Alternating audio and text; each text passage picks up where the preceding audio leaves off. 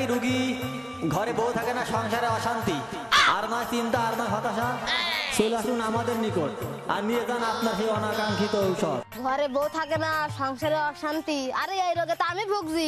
Doctor সাহেব দাঁড়ান দাঁড়ান দাঁড়ান, ডাক্তার সাহেব দাঁড়ান দাঁড়ান, ডাক্তার সাহেব দাঁড়ান দাঁড়ান, ডাক্তার সাহেব দাঁড়ান দাঁড়ান, ডাক্তার সাহেব দাঁড়ান দাঁড়ান। অ্যাসিস্ট্যান্ট, মনে হয় রুগী একটা পাওয়া গেছে, সাইকেল ট্রেন ধরো ধরো ধরো ধরো।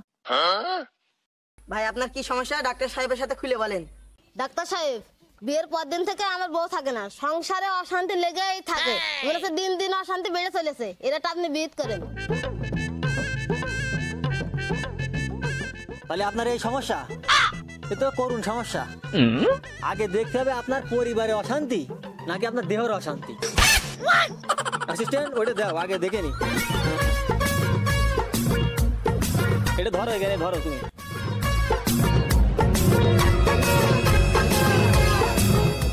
নিশ্চয় না,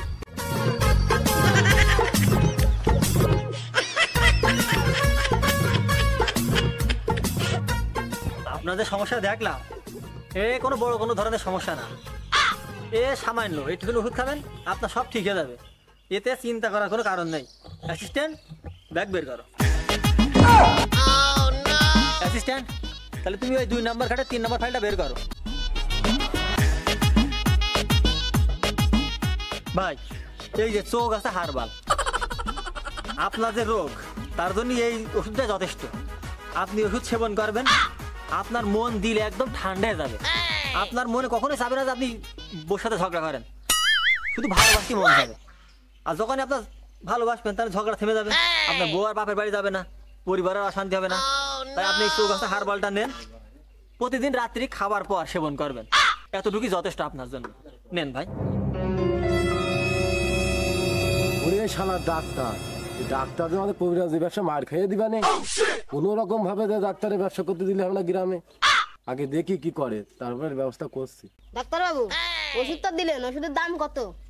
আর ভাই, এ তো যেন তেন ওষুধ না, চৌগাছা হারবাল একটা ব্র্যান্ডের মাল, এ কত আর বেশি না, 14,500। এই একটা ওষুধের এত দাম, এর আবার কি গুণ ক্ষমতা? শালা ডাক্তার 2 মিনিটই 14,000 টাকার ব্যবসা করে নিয়ে গেল, এইভাবে তো চলতে দিলে হবে না, এর একটা ভেদ করতেই হবে। দেখি আগে কি ওষুধ দিয়েছে। ভাই, অবাক হওয়া তো কিছু নেই, আপনার যে ওষুধটা দিয়েছি এটা কোনো সাধারণ ওষুধ না, চৌগাছা হারবাল।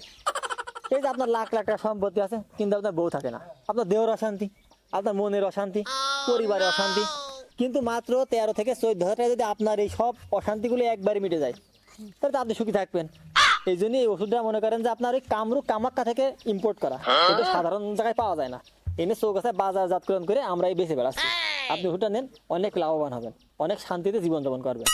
দেখেন ডাক্তার সাহেব, এই গ্রামের লোক সবাই জানে যে আমি পাঠার ব্যবসা করি, এই পাঠা বেচার টাকা দিয়ে আপনার এই ওষুধ কিনছি, এই ওষুধ যদি কাজ না করে আপনার হবে না। আরে ভাই, কি বলেন আপনি? আমার এই ওষুধের গুণ সম্পর্কে জানেন? নামটা দেখেছেন? চৌগাছা হারবাল। এই ওষুধ শুধু আপনি আজকে রাত্রি খালি আজকে রাত্রি টের পেয়ে যাবেন।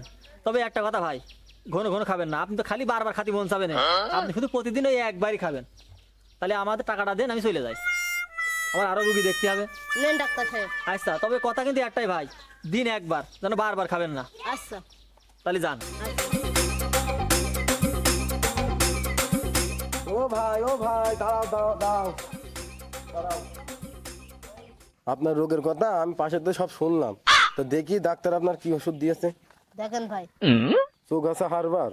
ভাই, আপনার তো রোগ আছে, বউ থাকে না, আপনার দেহের অশান্তি, মনের অশান্তি, ডাক্তার দিয়ে গিয়েছে চৌগাছা হারবাল। এখানে কোনো জায়গায় আপনার বোন নাম তো লেখা নেই, তাহলে আপনার বউ থাকবে কি করে? ডাক্তার টাকা নিলে 14,000, ভালো কথা, এখানে তো আমার বোন নাম লেখা নেই, বউ থাকবেন তো? ভাই, টাকা তো চলেই গিয়েছে, উনি আর ইয়ে করলে হবে না। আমি আপনার একটা কবিরাজের ঠিকানা দিচ্ছি, পাকড়া শিকড় মাথায় বেঁধে দেবে আর সাপের দুধ খাওয়াবে, আর আপনার বাড়িওয়ালার নামের একটা তাবিজ দেবে, গলায় বইয়ে রাখবেন। 7 গ্রামের লোক আপনার বোধ ধরে রাখতে পারবে না, আপনার কাছে চলে আসবে আর যাবে না। দেখেন ভাই, টাকা তো দিয়েই দিছি, ওষুধ কয়দিন খেয়েই দেখি কি হয়, না হয় কবিরাজের কাছে যাবানে। এইভাবে কবিরাজি হবে না, ডাক্তারের মতন করে আমাদেরও গ্রামে ঢুকতে হবে। যাই, কবিরাজের খবরটা দিয়ে আসি। আর 1 মিনিটও দেরি করলে হবে না।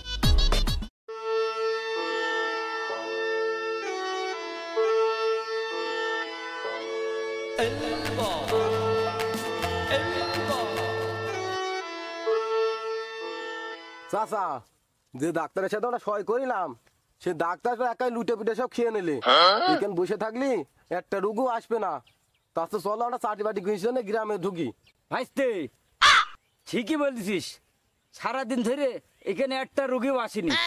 গ্রামের মধ্যে ঢুকতে হবে, তাড়াতাড়ি চল।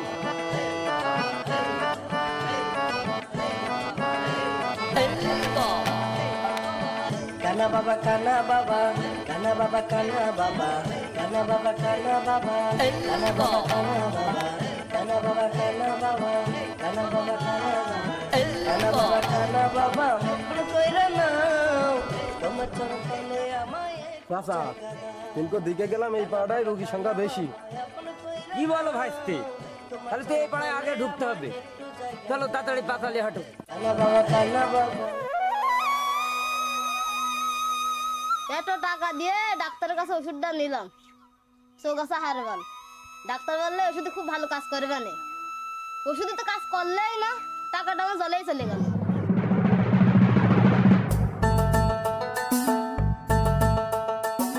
ও ভাই দাঁড়ান ভাই দাঁড়ান ভাই দাঁড়ান। আপনি তো সেই ভাই যার বউ থাকে না। তা ডাক্তারের ওষুধই কাজ হইয়াছে? ভাই কাজ হয়নি বলেই তো আপনার ডাকলাম। আপনি একটা কবিরাজের সন্ধান দিলেন না, ওই কবিরাজ কোন জায়গায় বসে? ভাই আপনার আগেতেই তো বলিলাম ডাক্তার ওষুধই কাজ হবে না। তা আপনার আর কোনো জায়গায় যাওয়া লাগবে না, আমি কবিরাজ সাথে করে নিয়ে আইছি। তাহলে তো আমার জন্য ভালোই হলো। দরবেশ বাবার বাতান। আরে বচ্চ, তোমার তো বাঁচাতেই আমি আইছি। ওটো ওটো ওটো। খালি তোমার সমস্যা বউ থাকে না। ভাইস্তে বের করো।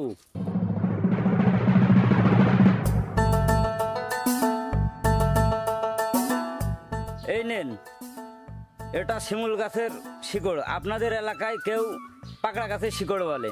এই শিকড় 3 দিন 3 রাত খাবেন, আপনার দেহের ক্লান্তি দূর হয়ে যাবে। 7 সমুদ্র 13 নদী পার হয়ে আপনার বউ আপনার কাছে চলে আসবে, কোনোদিন যাবে না। ঠিক আছে বাবা, আপনার কথা অনুযায়ী এই ওষুধ 3 দিন সেবন করবো। এতে যদি আমার কাজে আসে তাই তো ভালোই হলো। ঠিক আছে বচ্চ, তোমাকে আমি দোয়া করে দিলাম।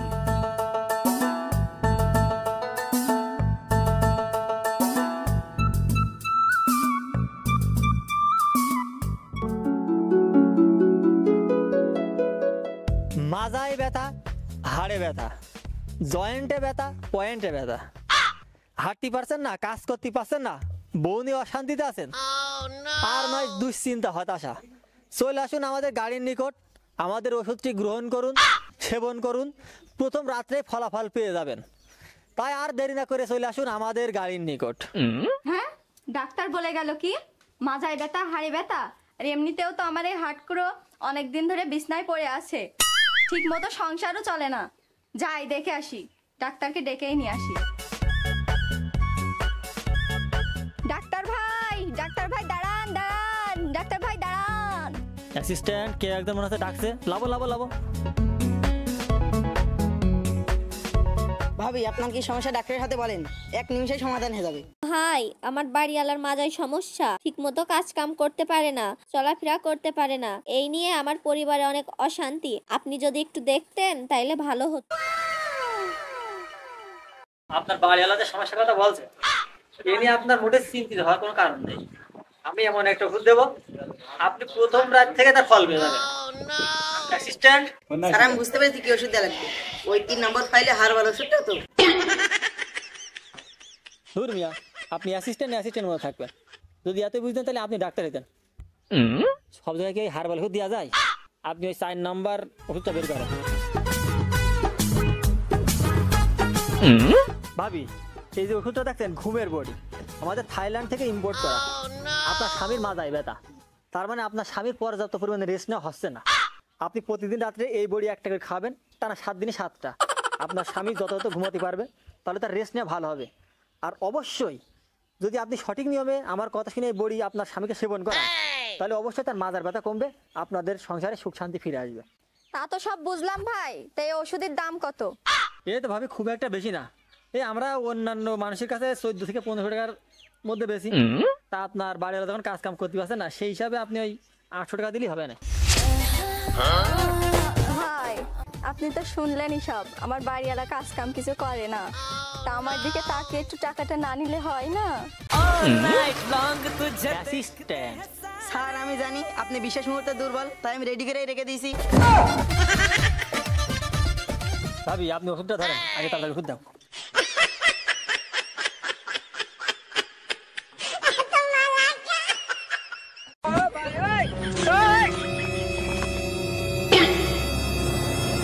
দেখেন ভাবি, এই ওষুধ তো আমাদের দেশের না, আর এ তো 14-1500 টাকা নিচে কার কাছে বেশিও নেই। আপনি ভাবি মানুষ, তাই একটু কম করে বলিলাম 800 টাকা। তা আপনি যে একেবারে দিতে চাচ্ছেন না, সেটাও করা যায়। মনে করেন যে ভাই একটু মাঝে মাঝে দেখতে আসবে না, আপনি একটু আদর আপ্যায়ন ধরে করে নেন, তাহলে একটু ফিরিয়ে দেওয়া যাবে না। আর হ্যাঁ ভাবি, আমাদের আসা যাওয়ার লাইনটা একটু ঠিক রেখেন। কি যে বলেন ভাই, আপনি আমার এত বড় উপকার করলেন, আর আপনার একটু আদর আপ্যায়ন না করলে হয়? আপনার যখন মন চায় তখন চলে আসবেন। তা তো অবশ্যই ভাবি, আপনারা আজ থেকে আমার পেশেন্ট হয়ে গেলেন, আপনাদের একটু খোঁজ খবর না নিলে হয়। তো ভাবি যাই হোক, আপনি বড়ি নিয়ে যান, প্রতিদিন রাত্রি একটাই খাওয়াবেন, আপনি ফলাফল পেয়ে যাবেন। আর কালকে আবার আসবেন না খোঁজ খবর নিতে। তাহলে যান, তাহলে চলো। আর নয় দুশ্চিন্তা, আর নয় হতাশা। আপনাদের যাদের মাথায় ব্যথা, হাড় ভাঙা, হাড়ে ক্যালসিয়ামের ঘাটতি, হাড় খাওয়া, তারা আর কোনো চিন্তিত না হয়ে চলে আসুন আমাদের নিকট। নিমিষে আপনার হাড় ভাঙা, হাড় খাওয়া ছেড়ে যাবে, আপনার মাথা হয়ে যাবে সোজা। এই শোন, এই ডাক্তারের ওষুধ খেয়ে আমার তো এই মাথা জ্বালা সারলেই না। তা শুনলাম নাকি এই গ্রামে কবিরাজ এসে, দেখ তো কবিরাজের ডেকে এনে আমার কিছু করতে পারিস কি? সর্বনাশ করেছে তো, এই কবিরাজ যদি আমাদের বাসায় আসে তাইলে তো আর ডাক্তার ভাইয়ের সাথে আমার যোগাযোগ করা হবে না, যোগাযোগ বন্ধ হয়ে যাবে। এই কবিরাজ তো কোনোভাবেই বাড়ির উপর আসতে দেওয়া যাবে না। আমিও তো শুনলাম গ্রামে কবিরাজ এসেছে, তাইলে তুমি থাকো, আমি ডেকে নিয়ে আসি। ও কবিরাজ ভাই, ও কবিরাজ ভাই, শুনছেন? জি ভাবি, আপনার যা সমস্যা তাদের সাথে খুলে বলেন। এই খুলে বলবো মানে? আমার স্বামী ঘুমায় রয়েছে, আপনারা চিল্লাইতে চিল্লাইতে যাচ্ছেন, ঘুম ভেঙে যাবে না? আর আমাদের গ্রামে এরকম কোনো রুগী নেই, আপনারা তাড়াতাড়ি এখান থেকে চলে যান। আর হ্যাঁ, খবরদার যেন আপনাদের এই গ্রামে আর না দেখি। কি সাংঘাতিক! সাংঘাতিক মানে? যান এখান থেকে। আসতে এটা আর থাকা হইলো না। চলো চলো চলো। আরমান, এই কখন থেকে তো বসে আছিস, সে কবিরাজ তো কোনো খোঁজ খবর নেই, কনে কি করতে জানি? ওই দেখেন আসতে, দেরি করে আসতে, তার মানে দান মনে একটা ভালোই মেরেছে। তুই ঠিকই বলেছিস, ডান মনে একটা ভালোই বাইক আছে, আসুক দেখা যাক কি করে ওরা।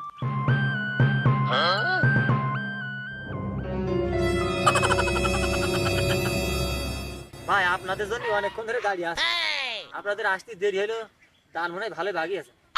আর ভাই ভালোই হইলো, তো এক সাংঘাতিক ভাবির জন্য সে গ্রাম ছেড়েই চলে আসতে হইলো। আরে ভাই যা হয়েছে এইটাও তো আমাদের কাছে অনেক।